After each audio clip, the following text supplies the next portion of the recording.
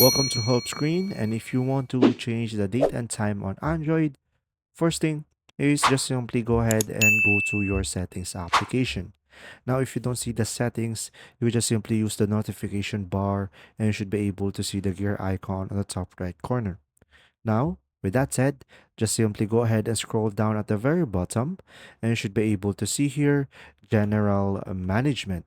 So guys, in some cases on different Android, it will be a system. So just simply select system, and from there you should be able to see here date and time. And now from here you will have automatic date and time.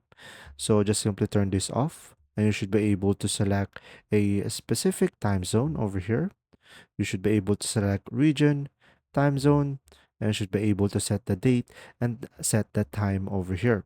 So pretty much you could adjust it when you don't have the automatic date and time turned on. And pretty much that's it. I hope this video helped you understand more. If you do, leave a like. And if you have any questions, guys, just simply go ahead and comment down below. Thanks for watching.